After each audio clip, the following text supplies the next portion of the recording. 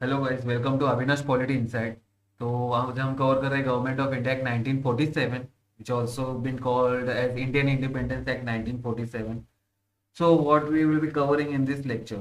So before we start, this is gonna be a last lecture of course of historical background and ground rule series का भी हमने overall historical background पूरा cover किया है, highly conceptual चीज़ें देखी हुई है। So I would suggest go and watch there, and also uh, you can go on my telegram channel Avinash Polity Insights. You go join the channel also. I keep giving updates, post based MCQs and all. Notes also I share that after lecture. So let's start, like what we are covering in this chapter. पहली बात तो आपको जैसा pattern है, introduction देखेंगे, फिर executive and administrative changes देखेंगे जिसमें partition of British India, abolition of the office of secretary of state for India, termination of British rule, legislative changes में क्या क्या, constituent assemblies of India and Pakistan देखेंगे, assign dual roles to each constituent assembly, other significant provinces, then significance of this act देखेंगे, दुनिया में क्या चल रहा था अराउंड 1947 में वो देखेंगे, फिर ब्रॉडर ट्रेंड सीन ग्लोबली। तो शॉर्ट लेक्चर ज़्यादा बड़ा नहीं रहेगा। So let's start with government of India act 1947, also called the Indian Independence Act 1947, passed by the British Parliament on 18th July 1947. ठीक है, those are the factuals, so mark it for the general knowledge also. तो in Britain में तभी monarch थे king George six, prime minister Clement Attlee, party labour party, secretary of state for India was William Hare, fifth earl of Listowel, viceroy of India तभी lord Willingdon थे until April 1936। उसके बाद Lord लिलिंगटन, हाँ Lord लिलिंगटन आए from April 1936 से लेके 1943 तक। फिर इंडिया में कौन थे last viceroy? Lord Louis Mountbatten, या लॉर्ड माउंटबेटन बोलते हैं। Governor general of India post 15 अगस्त 1946 1947 की बात हो रही है। तो governor general of India was Lord Mountbatten again. Vice president of interim government Jawaharlal Nehru. President of constituent assembly doctor Rajendra Prasad. General knowledge है, स्क्रीनशॉट ले लो मुझे इसका। तो एग्जीक्यूटिव एंड एडमिनिस्ट्रेटिव चेंजेस देखते हैं एक्ट के हिसाब से। Partition for the partition of British India into two independent dominions. We have already covered what dominion means. I would suggest go watch lecture, earlier lecture. So dominion status क्या होता है ये सब हमने अच्छे से कवर किया, please go watch that lecture. So partition of India into two independent dominions, India 15th August 1947 and Pakistan 14th August 1947. Abolition of office of secretary of state for India, abolish किया गया secretary of state for India ये office को। So termination of British rule, British crown sovereignty over India, Indian territory ended. Legislative changes क्या क्या हुए? Constituent assemblies of India and Pakistan were empowered to frame their own constitution. Empowered किया गया कि खुद का कॉन्स्टिट्यूशन बनाओ। Give full legislative authority, authorize to repeal any act of the British parliament including this very act. ये भी repeal करो मतलब निकाल दो। ठीक है, ऑथराइज किया कि भाई जो भी ब्रिटिश पार्लियामेंट से जो भी एक्ट वगैरह आए थे आप उसको निकाल सकते हो, ये भी एक्ट निकाल सकते हो, कोई इशू नहीं। Assign dual role to constituent assembly, दो रोल असाइन किए थे कॉन्स्टिट्यूंट असेंबली को। फ्रेमिंग कॉन्स्टिट्यूशन, कॉन्स्टिट्यूंट फंक्शन को बोला जाता है वहां पे। And passing laws, legislative function. So दो फंक्शंस देखते हैं, ओपन एस्पिरेंट गेट कंफ्यूज। तो constituent function is framing constitution, and legislative function जो कि लेजिस्लेचर हमेशा करता है, लॉ बनाता है, तो लेजिस्लेटिव फंक्शन है passing laws. Other significant provision देखेंगे, जो princely states were given a freedom to accede to either India और पाकिस्तान। एक तो इंडिया को ज्वाइन करो, जो प्रिंसली स्टेट्स थे उनको बोला गया था तुम एक तो इंडिया को ज्वाइन करो, पाकिस्तान को ज्वाइन करो, और चूज टू रिमेन इंडिपेंडेंट या इंडिपेंडेंट हो। This lead to issues like Kashmir dispute, जो आज हम भी देखते हैं। तो कश्मीर डिस्प्यूट है, हिस्ट्री पढ़ो मजा आ जाएगा पढ़ने में। Know British control over internal governance, external affairs और डिफेंस। क्या ये संबंध नहीं किया उनका? तो ठीक है, सिग्निफिकेंस क्या था? mark the legal end of British colonial, देखो हाँ, watch the words properly, mark the legal end of British colonial rule in India, enable the birth of two sovereign nations, laid the legal foundation for India's constitution adopted on January 26, 1950, and Pakistan's constitution eventually in 1956.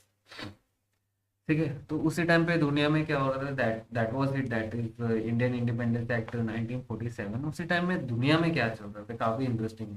देखो 1945 में world war 2 खत्म हो गया, इसका relevance और connection हम समझेंगे। सो 1945 में जब वर्ल्ड वॉर खत्म हुआ, तो the British empire was economically and militarily exhausted, it could no longer sustain its colonies including India. ठीक है, सो 1947 में जब वर्ल्ड वॉर 2 एंड हुआ, तो ब्रिटिश एम्पायर इकोनॉमिकली और मिलिट्री वाइज ना पूरी तरीके से एग्जॉस्ट हो गया था। तो कॉलोनीज और वो नहीं आगे बढ़ा सकता था जो भी था उनके अंडर, इंक्लूडिंग इंडिया। 1945 में यूनाइटेड नेशंस भी बन गया, United Nations founded. So India became a founding member even before independence. Independence 1945 में होना, तो भी India became a founding member even before independence. The United nation promoted self determination, encouraging decolonisation. United nation encourage कर रहा था decolonise करो, self determination की तरफ आओ। 1945 से लेके 46 के बीच में वेव्स ऑफ डीकोलोनाइजेशन चालू हो गया। Waves of decolonisation begins, so other Asian and African countries also began movement for independence। Example Indonesia में होने लग गया, वियतनाम में होने लग गया। सो वेव्स ऑफ डीकोलोनाइजेशन शुरुआत हो चुकी थी।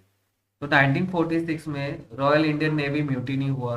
हिस्ट्री पढ़ रहे हो, बहुत ब्यूटीफुल है ये चीज भी पढ़ने के लिए। A significant rebellion of British Indian arm forces, adding pressure on the British to leave India. और प्रेशर बनाने लगे ये म्यूटिनी की, भाई निकलो यहाँ से। 1946 में Winston Churchill replaced by Clement Italy. Winston Churchill rigid person था, उनका पॉइंट ऑफ व्यू बहुत अलग था। क्लेमेंट एटली जब आए, तो at least Labour government was more sympathetic to Indian self rule, support करते थे चीज को Clement Attlee, Labour Party, Labour government. So 1947 में कोल्ड वॉर शुरू हो गया। देखो फर्स्ट पोस्ट वर्ल्ड वॉर 2 हो गया। Tensions between US and USSR increased. The British were more concern with European geopolitics. Understood. 1947 में मार्शल प्लान हुआ, अनाउंस किया गया। US's financial aid program to rebuild war on Europe. So USA's financial aid program to rebuild war on Europe. Britain needed this aid and couldn't afford expensive colonies. 1947 में again partition of Palestine propose किया गया। The United nation proposed partitioning Palestine into Arab and Jewish state, another example of colonial exit and emerging new nations। देखो जब exit कर रहा था ये coloniser, तो बहुत गड़बड़ करते हुए एग्जिट किया। So this is one of the another example that if the United Nations proposed a partitioning Palestine into the Arab and Jewish state, another example of colonial exit and emerging new nations। 1948 soon after क्या assassination of Mahatma Gandhi shocked the world and had major political consequences। तो ये सब उस time पे हुआ। सो broader trend क्या चल रहा था ग्लोबली में उस टाइम पे? देखो कोलैप्स ऑफ एम्पायर्स हुए, ब्रिटिश, फ्रेंच, डच, इन लोगों के जो भी एम्पायर्स थे वो गिरने लगे बहुत बुरी तरीके से। Formation of new sovereign Nations, नए नए सॉवरेन नेशंस आने लग गए, अपना अपना नेशंस बनने लग गए। Rise of non aligned movement, India later led this. Okay, so non aligned movements आए, इंडिया ने बाद में इसको लीड किया। Growing importance of international institutions like United Nation, IMF, World Bank. So international institutions को इम्पोर्टेंस मिलने लग गया। तो shift from colonialism to bipolar cold war politics। तो shift from colonialism to bipolar cold war politics, जो cold war हमने देखा US और यूएसएसआर वगैरह। सो अगर वर्ल्ड हिस्ट्री में इंटरेस्टेड, सो यहाँ से आपका शुरुआत हो जाती है कुछ चीज़ों को लेकर। So we have understood the historical background of Indian polity, which includes the company rule and the crown rule, and its overall impact on our Indian polity. We understood various types of concepts and terms. मतलब बहुत cover किए भाई हमने तो, which will helpful for deeper understanding of polity. We have also introduced the contemporary India and world while covering each acts. We have also have solved previous year's questions as well.